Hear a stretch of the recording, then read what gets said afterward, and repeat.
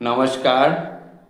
বৃহৎ বিষ্ণু পুরাণ তৃতীয় খণ্ড ত্রয়োদশ অধ্যায় দাহ অশৌচ একদৃষ্ট ও স্বপিণ্ডকরণ ব্যবস্থা।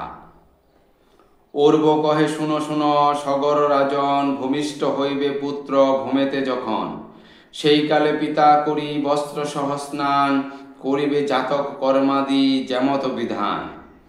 করিবে আভ্যুদায়িক শ্রাদ্ধ বিধিমতে এরূপ নিয়ম আছে ওহে মহামতে। অনন্য মানস হয়ে শ্রাদ্ধের সময়ে বসাইবে বিপ্রগণে একান্ত হৃদয়ে। দেবপক্ষে পিতৃপক্ষে বিপ্র দুই দুই স্থাপন করিতে বিধি জানিবে নিশ্চয়ই। যথাবিধি বিপ্রগণে করিয়া সৎকার ভোজন করাতে হয় ওহে গুণাধার। উক্ত শ্রাদ্ধে পূর্বমুখ হইয়া বসিবে উত্তরাস্য হয়ে কিংবা অন্তরে জানিবে। দেবতীর্থে পিতৃগণে দিবে পিণ্ডদান, প্রজাপত্য তীর্থে কিংবা রয়েছে বিধান। দধি জপ আদি করি পিণ্ডেতে মিশায়ে বিধানে অর্পিবে তাহা একান্ত হৃদয়ে। এইরূপ শ্রাদ্ধ যদি করে অনুষ্ঠান নান্দিমুখ পিতৃদাহে মহাতুষ্টি পান। সন্তানের যাবতীয় সংস্কার সময় পিতৃপূজা এই রূপে করিবে নিশ্চয়। ইহাই পরম ধর্ম গৃহস্থের হয়, শাস্ত্রের বচন সত্য নাহিক সংশয়। কন্যার পুত্রের কিংবা শুভ পরিণয়ে অথবা পশিবে নবঘরে যে সময়ে, বালকের নাম জবে করিবে রক্ষণ, চূড়াকর্ম আদি করি হবে সম্পাদন। সীমান্তনয়ন কিংবা হলে যেই কালে নন্দীমুখ পিতৃপূজা করিবে সে কালে। পুত্রাদির মুখ জবে করিবে দর্শন, নান্দিমুখ পিতৃপূজা করিবে তখন। পিতৃপূজা বিধি এই কহিনু তোমারে, প্রেতক্রিয়া বিধি শুন বলি এইবারে। মরিলে তাহার যত আত্মীয় নিকর, প্রেতদেহ বহিলবে স্কন্ধের উপর। যতনে লইয়া গিয়া গ্রাম বাহিরেতে, স্থান করাইবে তারে পবিত্র জলেতে। মাল্য দ্বারা বিভূষিত করি তারপর, দাহক্রিয়া সমাধিবে ওহে নরপর। দাহক্রিয়া সমাপন হলে তারপরে, দক্ষিণ মুখেতে থাকি উদ্দেশ্যী প্রেতেরে। জলাঞ্জলি যথাবিধি করিয়া প্রদান, নক্ষত্র দেখিয়া গৃহে করিবে পয়ান। গোধূলি কালেতে কিন্তু করিবে গমন, গৃহে গিয়া ভূমিতলে করিবে শয়ন। প্রেতের উদ্দেশ্য পিণ্ড প্রতিদিন দিবে, অশৌচ মধ্যেতে রাত্রে ভোজন তেজিবে। অশৌচ মধ্যেতে মাংস না খাবে কখন, প্রতিদিন জ্ঞাতিগণে করাবে ভোজন। বন্ধুর ভোজনে প্রেত লভে মহাপ্রীতি, জানিবে হেনি প্রইহা শাস্ত্রের ভারতী। অশৌচ প্রথম আর তৃতীয় সপ্তম, অথবা যেদিন গণি হইবে নবম। করিবে বস্ত্র ত্যাগ সেই দিনে, করিবে অবগাহন বিহিত বিধানে। করিবে চতুর্থ দিনে প্রেতাস্থি সঞ্চয় করিবে ভস্ম ওহে মহোদয়। চতুর্থ দিবস গত না হবে যাবৎ, স্বপিণ্ডেরা তারে নাহি স্পর্শিবে তাবৎ। সমান উদক ব্যক্তি হয় যেই জন, চতুর্থ দিনের পর কর্মের সাধন। গন্ধমাল্য আদি সেবা ভিন্ন সমুদয়, করিবে যতেক কার্য না রেখে সংশয়।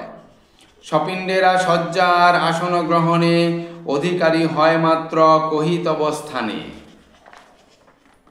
অশৌচে করিবে নাহি মৌথন কখন, শাস্ত্রের বিধান ইহা জানিবে রাজন। বিদেশী পতিত কিংবা ব্যক্তি যদি মরে, বালকের মৃত্যু হলে কোনো প্রকারে। উদ্বোধনে জলে হয় যদ্যপি মরণ, অনলে পড়িয়া যদি ত্যাজ এ জীবন। স্বপিণ্ডের সদ্য শৌচ তাহা হলে হয়, এইরূপ বিধি আছে শাস্ত্রের নির্ণয়। মৃতের বান্ধব কবু অশৌচ মাঝারে, অন্ন নাহি খাবে নৃপ কহিনু তোমারে। অশৌচে কখন নাহি করিবে দান, প্রতিগ্রহ নাহি লবে যজ্ঞ অনুষ্ঠান। বেদ পাঠ কবু নাহি গৃহীরা করিবে, এই তো শাস্ত্রের বিধি অন্তরে জানিবে। 10 দিনে অশৌচান্ত ব্রাহ্মণের হয়, ক্ষত্রের 12 দিনে জানিবে নিশ্চয়।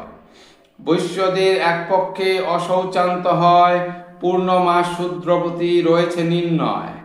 অশৌচ অন্তের পর প্রথম দিনেতে শ্রাদ্ধ অধিকারী ব্যক্তি ঐকান্তিক চিতে শ্রাদ্ধীয় ব্রাহ্মণগণে করায় ভোজন, উচ্ছিষ্ট সমীপে কুশ করিয়া স্থাপন। প্রেতের উদ্দেশ্যে পরে দিবে পিণ্ডদান, তারপর শুনো বলি ওহে মতিমান। বিপ্র ভোজনের পর শুদ্ধির কারণ, বাড়ি ও আয়ুধ আদি করিবে ধারণ। এই রূপে আদ্য শ্রাদ্ধ হইলে সমাপ্ত, বিপ্র আদি যেবা কেহ বিধানে ধর্মত। জীবিকা নির্বাহ হেতু ধন উপার্জন, যতনে করিবে নৃপ আছে নিরূপণ। তারপর প্রতি মাসে মরণ তিথিতে প্রেতের উদ্দেশ্যে শ্রাদ্ধ করিবে যত্নেতে। একদৃষ্ট শ্রাদ্ধ করা অবশ্য উচিত, শাস্ত্রের বিধানে জানিবে নিশ্চিত। একদৃষ্ট শ্রাদ্ধ নিপ করিবে যখন, আবাহন আদি ক্রিয়া না আছে তখন।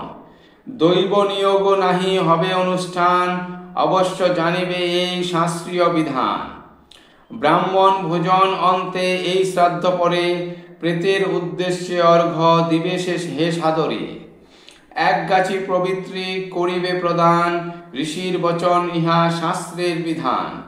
এই শ্রাদ্ধকালে নৃপ যিনি যজমান, তার প্রশ্ন অনুসারে বিপ্রমতিমান। অক্ষজ্য এ শব্দ নৃপ প্রয়োগ করিবে, এই তো শাস্ত্রের বিধি অন্তরে জানিবে। 12 মাস এই রূপ প্রেতের উদ্দেশ্যে, একদৃষ্ট বিধি করি মনের হরিষে। সপিণ্ডীকরণ পরে করিবে সাধন, সেকালেও একদৃষ্ট করিবে সৃজন। তিলগন্ধ উদকাদি পূরিত করিয়ে, অর্ঘ্যপাত্র স্থাপিয়ে এক প্রফুল্ল হৃদয়ে। প্রেতের উদ্দেশ্যে উহা করিবে স্থাপন, তারপর শুনো শুনো শাস্ত্রীয় বচন।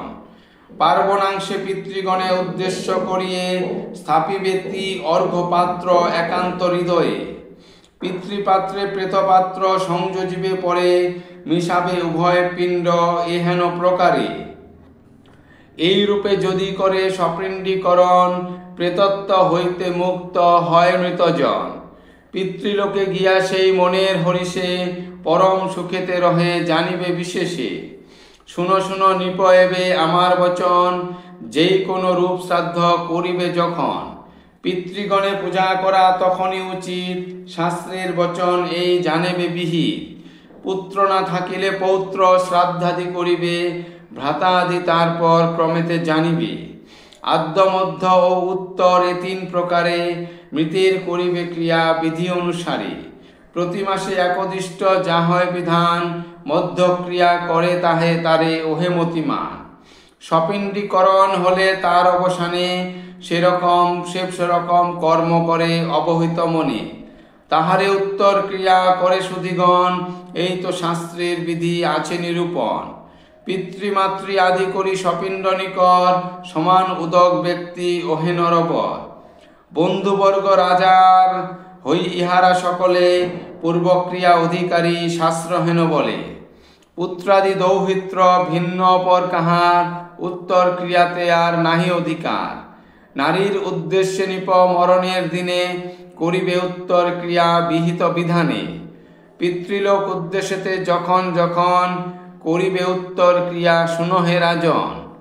কীর্তন করিব তাহা তোমার গোচরে, অবহিত হয়ে শুনো একান্ত অন্তরে। শ্রী বিষ্ণু পুরাণ কথা অতি মনোহর, বিরচিয়া দ্বিজকালী প্রফুল্ল অন্তর। ধন্যবাদ।